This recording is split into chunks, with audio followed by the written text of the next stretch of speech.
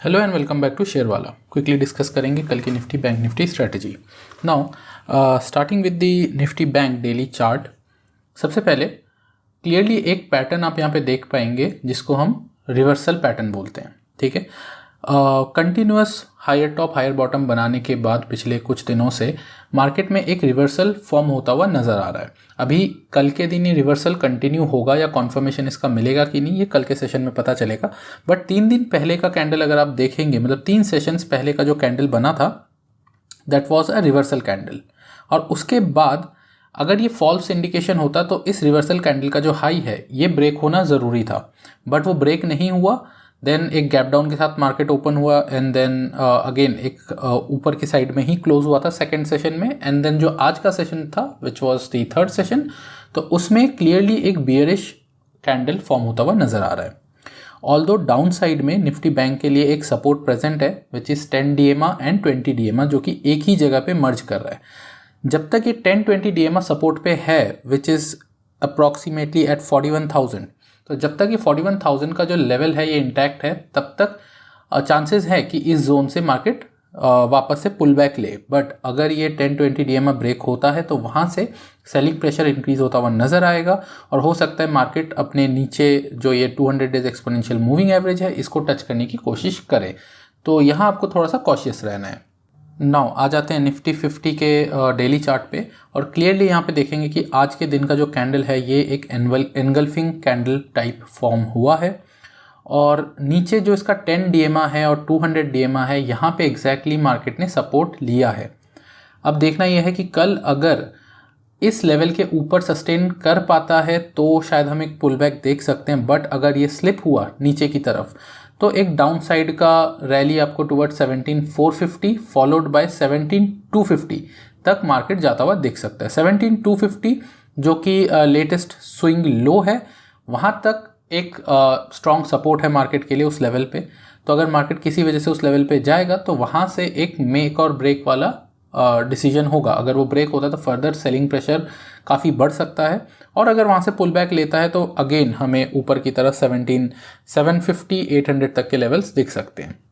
But अगर intraday पे बात करें जो नैरो रेंज है दैट विल बी 17,450 टू 17,750।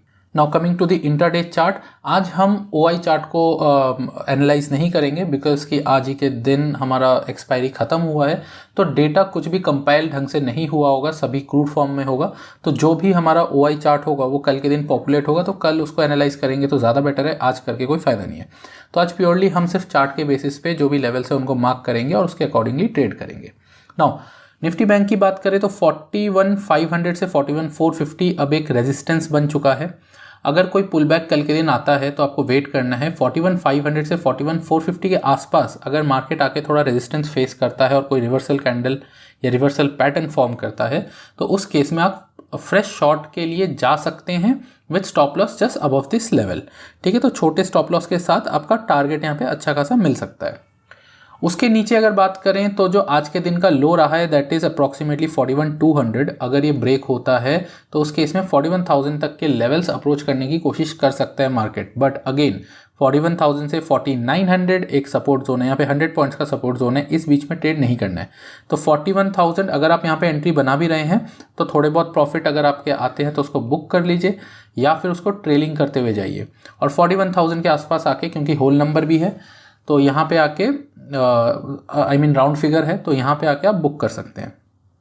4900 के नीचे अगर सस्टेन करेगा तो फर्दर वीकनेस जो है वो इंक्रीज होगा, बढ़ेगा। ऊपर की तरफ 41,500 का जो लेवल है इसको ब्रेक होने देना। अगर ये ब्रेक होता है तो 41,700 तक के लेवल्स के लिए मार्केट जा सकता है, या जो आज के दिन का हाई है उसको वापस से रीगेन करने की कोशिश करता है। एक डिसाइसिव अप मूव आएगा 41,700 के ऊपर, अगर सस्टेन करेगा तो फिर फर्दर 42,000 की तरफ मार्केट जाने की कोशिश करेगा। वहीं बात करें निफ्टी 50 की, अब निफ्टी 50 में कंपैरेटिवली मूवमेंट स्लो रहता है, तो इसके लिए हम निफ्टी 50 में बहुत सारे लेवल्स मार्क नहीं करते हैं, हम लिमिटेड लेवल्स, ऐसा मेरा मानना है। हो सकता है कि आपके प्लानिंग आपकी स्ट्रैटेजी डिफरेंट हो।